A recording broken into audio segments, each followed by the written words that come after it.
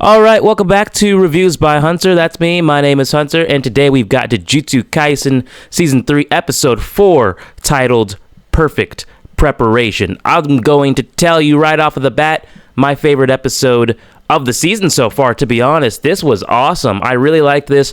This is Jujutsu Kaisen, kind of at its darkest, to be honest. This was a bit of a depressing episode, but overall, I really loved the amount of action that we got. And if you're a Maki fan, then you are absolutely going to love this episode of JJK.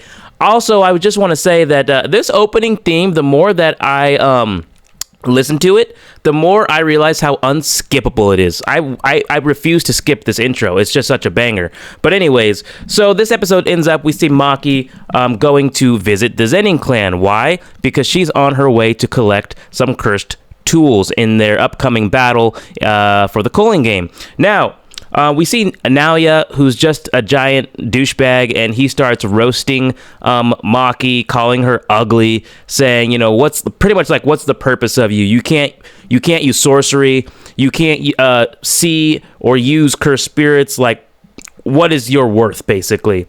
And she just kind of ignores him. She's on her way to the Zenin clan's Forbidden Vault. However, another note I made, because I missed this in the last review that I made. So the reason that the Zenin clan is kind of plotting to kill like Megumi is because Naoya wants to be head of the Zenin clan, but now Bito, who was the former head of the clan, who died in, I want to say, season 2, he left it in his will to make Megumi the head of the Zenin clan, which makes sense because Toji Fushiguro was born into the Zenin clan, but then later changed his name to Toji Fushiguro because, I mean, he rightfully kind of wanted to disown or distance himself from being associated with his own family, who hated him for not having any cursed energy. Now, Megumi does not want to be the head of the clan. Says that it would be too much of a hassle. He says, Maki, you know, you'd be so much more of a better fit. But Maki's like, yeah, they're not going to allow me to be the head of the clan. They hate me too, the same way they hated Toji. And there was a really, like, just line that I'll always be a sucker for, where Megumi is telling Maki, like, who cares about the Zenin clan's acceptance? Who cares if they accept you? Which I just want to let all the viewers out there know. If anyone ever doesn't accept you for who and what you are, forget them. Who cares about them? The Zenin clan are bullies, and sometimes there's bullies in real life. But let's keep moving forward. So we also see Maki's mother as Maki makes her way to the Forbidden Vault, just like screaming at her, kind of like disappointed in her. And I wrote this line down. She says, "Just this once, make me happy I gave birth to you." Wow. Again, a kind of a depressing episode in certain spots. I was like, wait a minute. I've watched this episode twice now, and I guess it just hit harder for me hearing that in the dubbed version. Imagine your own mother saying, oh my God, you know, just this once, make sure that I'm, or make me happy that I gave birth to you, is an insane line. We do see Maki versus one of the, I think, higher-ups of the clan named Ogi, and as she kind of enters this vault, Ogi's like, hey, I already knew you were coming, and so I emptied out everything. And we see Maki's sister, Mai, her twin sister, and Mai is just sort of, from what I remember, kind of like in the fetal position, just in a pool of blood. Because Ogi's already has her halfway unalived. This is not a very nice family to be a part of, let's be real. Now, Ogi asks Maki why Naobito, his brother, was named head of the clan instead of him.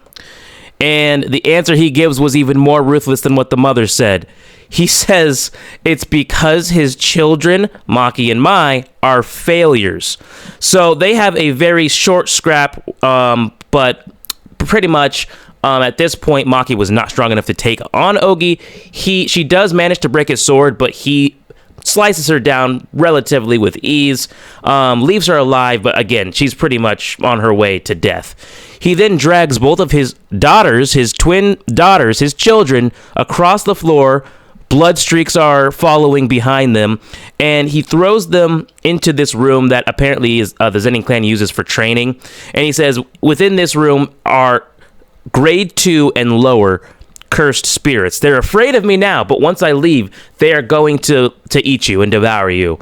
And I think he says something along the lines of like, good riddance, the soul stain of my existence.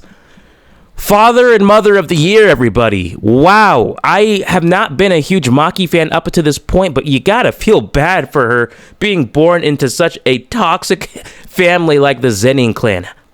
However, Maki is about to get her get back. So, oh yeah, I wrote it down right here. Good riddance to the soul stain of my life. Unbelievable, man.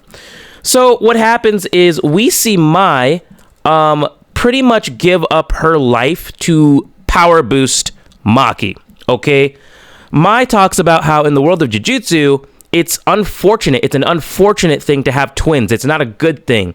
Because I guess in the world of Jujutsu, the way Jujutsu looks at it is their power is split between them. As far as their strength goes, I guess, they are one and the same. Mai even says, you are me, I am you. We are the same. So it's not a great thing to be born as twins because I guess the power is split between the twins. Now, she also says kind of a heartbreaking line that says, so long as I exist, Maki, you will always be incomplete. While they're having this discussion, Mai uses her, I guess, one and only technique, which is projection sorcery, to like create like this visualization, like this illusion that they're at a beach talking. And I think she did that because in real life, Mai was like slowly dying, maybe didn't have the strength to actually speak within the real world. So she uses this technique and even says, you know, he cut me open pretty bad. Once I'm done with this technique, I will die. And she does this knowing that she will die because she's going to, I guess, give back her life force. Maybe not her life force, but give back the strength that Maki would have had she not had been born as a twin. So Maki's full potential is about to be realized.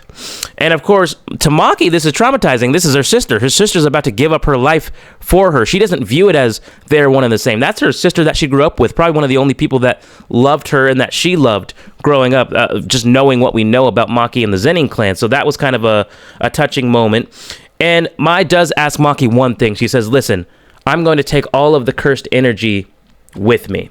Because again, so I guess that makes sense because Mai, I guess, does have a certain amount of cursed energy if she's able to use projection sorcery, but I guess that was something that's also holding Maki back. So she says, I'm going to take all of the cursed energy and everything else with me. Okay? And then, basically, I guess the way I viewed it is that Mai and Maki kind of finally are one being. That's the way I viewed it. Otherwise, how else would Mai have given Maki her power? However, let's get to the good stuff. So Ogi is like, wait, what in the world is going on? I can sense that these cursed spirits have been exorcised. And then he says, I forgot about this fear. I've trained for years to forget about this fear. And there's an image of Toji that appears in his mind, basically telling us that Maki is on some level Toji. Maybe not exactly to the full extent, but she now has that insane enhanced physical state, the same as Toji. Ogi's not even able to get out like 2 or 3 attacks before Maki slices the top, like right here, slices his head clean off. And she does this as he tries to taunt her one last time, and she doesn't give him a final speech. No, she just slices his head off. And I was like, oh, we're in for it. So then they send the Kukuro unit, which is a unit within the clan consisting of a young group of men that do not possess any curse techniques, but they do train in martial arts daily. So they're like pretty much just the foot soldiers, okay? But there's a lot of them. And they say visual confirmation of 2 unidentified curse tools. I missed that my first watch through. So one of them I mentioned, she said she was going to get the atelier. I don't know what the other unidentified curse tool would be, unless I missed it. Let me know in the comments if you know if that would be. But from here on, Maki just absolutely goes insane. She goes insane. She loses her mind. She's stabbing people in the head. She's slicing heads. She's slicing people in half. She's killing people left and right with just effortlessly. during this scene, our screen goes black and white. The only color you get is the blood spilling from everywhere. It's an absolute bloodbath. It is an absolute annihilation of the Zenin clan at the hands of Maki now that she's realized her full potential, her full strength, and she is not showing any mercy to the family that has basically treated her like trash since she was born. And I loved it. I loved the visuals of this. I thought it looked so freaking good. You also had like this happy music playing in the bathroom, playing in the background. Just a very fun scene to watch. Absolute. If you're a fan of like really just bloody stuff, this was an awesome episode for you. I know I'm a sucker for this, and that's why this was my favorite episode. Part of the reason why it's my favorite episode of the season so far. At one point, Maki slides across the floor using just all of the blood that she spilled and pretty much is just trolling this random foot soldier and does a 1-inch punch to him and sends him flying. Ridiculous. So then 3 members of the Hei, I think it's the Hei, arrive, Hei, and they are considered by Jujutsu High standards semi-grade 1 or higher. So these 3 members are pretty strong, and Maki annihilates them. She absolutely annihilates them. One of them was named Jinichi. She takes his head and then throws it into the water. Just destroys everything in her path. Nobody can stand up to her. She's not struggling, by the way. For a second, she kind of reminded me of Super Saiyan Broly. Just her muscles bulging and just this like, you know, I know Broly's more of like just unbridled wrath, but it was the way Maki was so just decisive about, yep, you're dead, like you're gone, slice you in half, just ruthless. I loved it, man, and I think I'm becoming more of a Maki fan now. Naoya shows up and mockingly is like, have you no heart, Maki? Naoya, the most arrogant Jujutsu Kaisen character I think that we've met so far, and she says, I don't. She took whatever heart I had with her. Again, a fun episode if you're a fan of the action and the blood, but also depressing, very depressing. It seems also that during Maki's fight with Naoya, that Naoya had aspirations of being considered amongst the strongest. He says, you ain't no Toji. And that's how the fight begins. He begins the fight with a kick, and he's like, listen, Satoru Gojo, Toji, I will be the one to stand amongst them, not you. So Naoya, and we do see a small flashback of his childhood where Naoya was like, I'm a genius, I'm going to be the head of the clan someday. So from a young age, unlike Maki, who was treated like dirt, Naoya was already like, my life's already set, right? So they have a pretty intense fight as well. I did learn that Naoya becomes faster the longer his technique is active. So as he's using his technique, he's technically getting stronger and faster as long as he keeps it active. He uses projection sorcery. And so when you use projection sorcery, it requires an opponent to create a movement within 1/24th of a second. If they fail to do so, they will be frozen for 1 second. Maki knows this, so she's waiting for her moment to time it just right. And then what happens is we get one of the craziest scenes all season, in my opinion. Maki times it just right and delivers a bone-crushing punch that they do this replay thing. So it's like punch, and then they replay it, and then they replay it again, and they replay it again. Like the moment that she impacts, her fist impacts his face, and we get this nice X-ray animation visual of the bones in his skull and jaw shattering from the punch that Maki just delivered. He's mocking her as she does this. His final words is, "You imposter." And before he can even finish the sentence, that's when Maki delivers just the absolute death blow to Naoya. It just caved his face in, man. Caves Naoya's face in. I thought he was done for right then and there. We do see him kind of crawling pretty much on 20 HP. He's on his last legs, and he's still mocking her. He's like, this stupid bee, she forgot to finish me off. And then I think what happens here at the end, because Maki goes to find her mother, and the mother's like, why are you always like this? I believe Maki might have used projection sorcery to put into her mother's mind that she grew up with loving her daughters. And so, because in the end we see the mother saying, you know what, Maki? I'm happy I gave birth to you. And she stabs Naoya in the back. Naoya was so beaten up he couldn't focus his curse energy, and I'm guessing he is unalived now. I'm guessing he's gone. From that devastating punch and then being just stabbed point blank right in the back. The rest of the Zenin clan's all gone. There's no one to save him. So I think that he's gone as well.